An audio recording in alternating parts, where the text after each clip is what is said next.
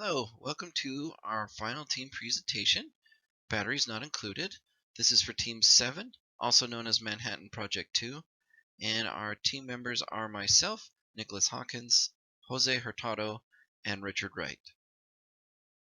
So our problem statement is maintaining a clean household is a chore that many people like to ignore for a variety of reasons. Time, lack of help, the idea of it being pointless since it's going to get dirty again. All these being reasons as to why we decided to develop robots to aid in this aspect. A swarm of robots that takes away the worry and cleans the house for you, both indoor and outdoor. So, who benefits from these, you might ask yourself?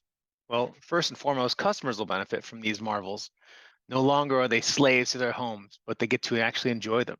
People work hard for their homes. They want a place where they can kick their feet up, not get on their hands and knees and dust and clean and mop and polish.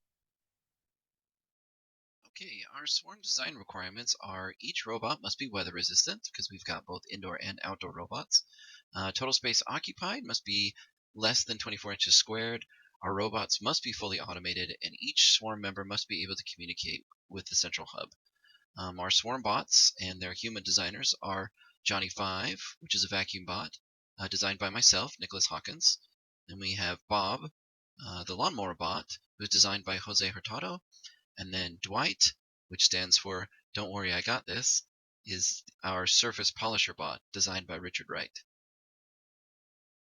Okay, here we have Johnny 5, our indoor vacuum bot, designed by myself, Nicholas Hawkins.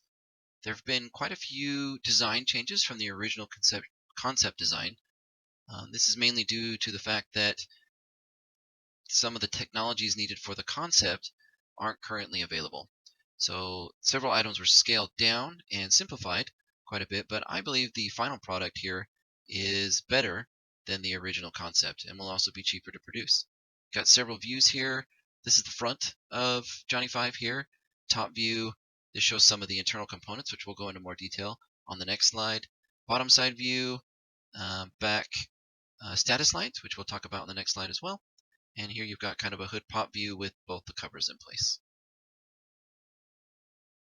Then for our internal components, we have a 9-volt power source here, the Arduino controller, two proximity sensors up front, two independent drive motors that drive these wheels here, and we've got a brush motor that's up, represented by this green right here, that drives this brush. This yellow part is our brush head.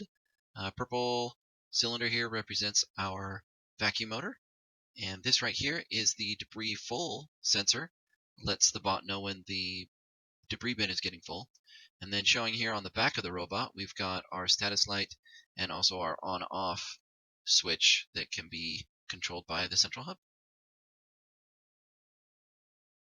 For our circuit design overview for Johnny 5, we didn't have a lot of changes from the original conceptual design. Biggest change was instead of crab legs, we went with these drive motors that actually turn wheels. That was much more practical for what we were trying to do with this vacuum bot, and that was the justification for these changes. Here you've got your control board and the on-off switch here that central hub can communicate with, letting the robot know to start or to stop. Our brush motor, which is up here, and then our vacuum motor down here. We've got our two proximity sensors out in front. Here you kind of shows them detecting objects. And then our motor chip, this is what drives these two motors here. And then, of course, I already mentioned our 9-volt battery supply. And we have a status light, which is right here. It's actually a RGB LED. It can switch between red, green, and blue. Green being good, red being stop, and blue being that the debris bin is full. And that's what this sensor is right here. This is a flex sensor. It sits directly underneath the debris bin. As the bin fills up and that sensor flexes, it lets the bot know that the debris bin is full and that it needs to be emptied. Okay, I'm going to run us through some of the code here for our Johnny 5. We've got a nice flow chart here to kind of help us understand this code over here. Most of Johnny 5's code is split up into loops, and we'll just kind of use this flow chart here to help us understand how those loops work. We start off with a command from Central Hub to turn Johnny 5 on. This activates the brush and vacuum motors. And we've got two main loops here, this one and then this one. These loops here control the motors and the proximity sensors, and these loops here control the status light. Okay, here's a small demonstration of how Johnny 5 works and how the different sensors and actuators work together. I've got a small dip switch right here that represents the command from Central Hub for Johnny 5 to activate and vacuum an area. So we're going to go ahead and flip that on. You'll notice that the LED light is red because Johnny 5 is off. Once he receives the command, after I click that switch here to represent that, we'll get a green status, meaning that Johnny 5 is good. This flex sensor right here lets us know when the debris or the dust bin is full. As it fills up, it flexes this sensor, and then it'll change the status of our LED to blue, meaning that the bin needs to be dumped. Once the bin is dumped and the flex sensor is reset, we'll go back to a green light status. The proximity sensors are working in conjunction with these two motors here. So as Johnny 5 sees an object on the right, the motor on the left will shut off, and the motor on the right will continue to turn, which will cause Johnny to turn left. And then as he gets further and further away from the object, both motors will resume turning, and same thing goes for the left.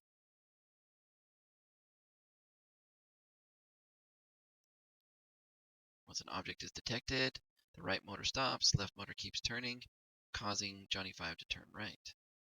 Hi, good morning. My name is Jose Ufalo, and today we will be talking about my project robot, which is the lawnmower robot Bob. So this is essentially Bob's design, a very simplistic lawn mowing robot that will help consumers cut the grass for them. And in doing so, prior to this, we can look at previous drawings in which showed the complexity of our robot. So then we had to, in a sense, simplify it in a greater scale because of the abilities of Tinkercad. So right here, this bottom corner was my robot, was the robot Bob. And then if we scroll down now, we will look at the updated version. So the updated version of this robot is now going to be just a simple robot. The components of this robot will have a housing, 9-volt battery, a height adjustment for the lawnmower blades. It will have an Arduino Uno, proximity sensors, 2 wheels, 2 blade wheels, 2 independent motors, blade motors, and a trash can. So in running this circuit, this is how the setup will be. We'll have the Arduino, we'll have the 3 proximity sensors, 9-volt batteries, blade motors, 2 motors, and then we'll have the microserver, and it'll all be computed with the L29 3D H-bridge motor drive chip. This is the flowchart for the Arduino code. So it'll start off by getting the on command from the central hub, which will connect all three robots and tell them what to do and when to do them. So once this robot is activated, then it will turn on both the blade and the vacuum motor, as well as the wheel motors. So then as it begins to drive, it will ask the question of, are the sensors being disrupted? If the sensors are not being disrupted, then it'll continue to move forward until the sensor is disrupted. So then once the sensor is disrupted, it'll go through 3 steps into asking whether or not, asking questions where it should go rather than just moving forward. So if it goes up and it says the sensor is being disrupted. So if the sensor is being disrupted, then both the motors will kick into reverse, reversing away from that disruption, and then going back into the previous motion of asking whether or not the sensor is being disrupted and moving forward. So then if it goes down to it, then it'll go into the next one. If the left sensor is being disrupted, if yes, then the right motor will turn on to reverse and the left motor will turn forward in order to turn the robot to the right. And then once it's out of the disruption, it'll continue back on to moving forward until there's another disruption. So if it goes all the way down to it again, and then now that the right sensor is being disrupted, then the right motor will go into the right motor will go into forward and the left motor will go into reverse, causing it to turn left. And then these are very simple aspects of the code because it is a simple robot that is just meant to be outside and just cut grass. So with that, it'll also have a parameter in which it will go and it'll just follow the outdoor line and cut grass. So this is the written code. This is the written code in order for the robot to essentially move, go, work. And so this is the written code for that. So now we go to our demonstration. So the demonstration aspect is we'll go to our Tinkercad and we'll start the simulation. So once we start the simulation, we'll see all 3 servos or all 3 proximity sensors working. And it is essentially going through the rundown of getting information from all three. But once we turn off the sensors and we go to the central one, we see now how both of these are turning right and left. So then we go to the point to which we are now driving. So now we are moving forward. We are moving forward. Both of them are at 231. And then if we would like, we just drop back down our objects and they come to a stop. So then now, once it's within the distance, it'll stop. It'll go through and see how now we have something on the left-hand side. It'll turn. We have our motors going at negative 138 on the left side and 184 on the right side, and then coming to a stop before reversing one more time and then proceeding forward. So the same aspect goes for the right-hand side. We go to the right-hand side and we now just await the point to which the sensor is being picked up and the distance. So now it's the same thing to where now, once it's within the distance, it is being reversed, and then the sides are, or the motors are being turned accordingly. So we have both our negatives, and then we go into the turn. So then once it turns and then it completes its stop, it'll hit 0.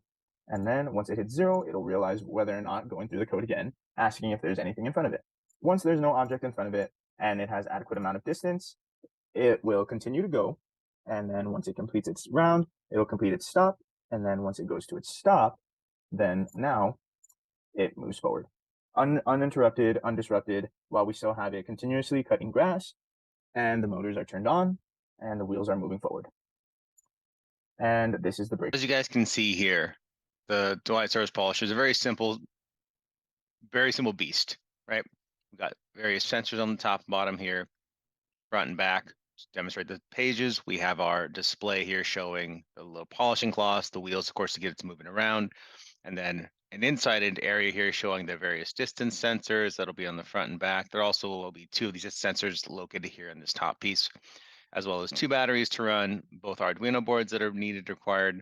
And then we have 1 motor here that will, of course, run these polishing pads around the edge. So these 2 DC motors also will be responsible for running these wheels going back and forth, left and right, making sure that Dwight doesn't decide to take a quick tumble off an edge. So Dwight's circuitry is a little bit different than the other bots, as it requires multiple Arduino boards to compensate both for front and rear sensors, checking distance, as well as the motor it has to run to keep the polisher going. So below Dwight, you'll see there's 2 round brushes that continuously polish the surface it's on. So this is run by running 2 Arduino boards, which check the distance in front and behind it, as well as to each side of it, ensuring that Dwight has plenty of room to operate.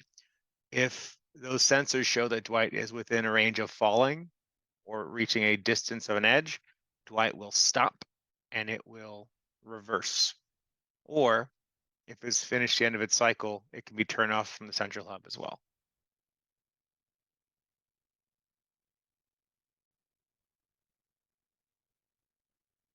So as you can see from Dwight's flowchart, it's very straightforward.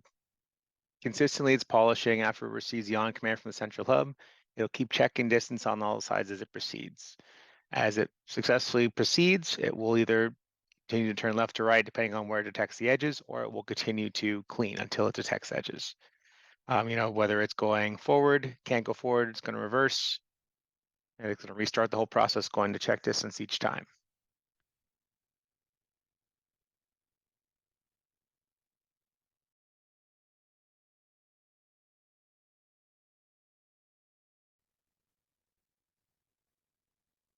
All right, as you guys can see from this demonstration here, see the distance here for this sensor. Left side is showing, oh, we're too close. Turn off the motor. Motor's not running on this side. Motor is still running on this side here on the bottom because the distance is over the amount required, over the 10 inches. This motor here is still running to keep the polisher pads going. Everything is acting as it should, making sure that Dwight can take care of it. We'll keep polishing your floors, your areas, all that you need. Showing this distance here being underneath that 8 inches. Will show it shuts off the motor, so that way Dwight won't run off the edge for you.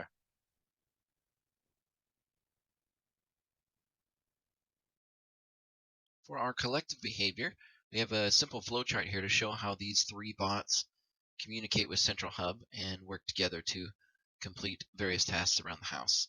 There are 2 separate loops. one for the lawnmower bot, and then one that combines the vacuum bot and the polisher bot. Our entrepreneurial aspect. These robots are meant to be durable and long-lasting. The estimated value for these 3 robots will total $3,000. In relation to similar products on the market, the durability and the benefit of there being a central hub for all 3 robots to communicate, that adds value and technology. So as these presentations have shown, these little bots are going to make a major impact. The amount of work that everyone has to perform inside and outside a household or a business. They're simple to run and use, and they're intuitive to handle problems that you'll run into in the household on their own. And the bot's going to revolutionize this cleaning industry. They're going to increase that quality of life for the customers that get to take advantage of them. In regards to the lessons learned from this project, we definitely dove in with both feet.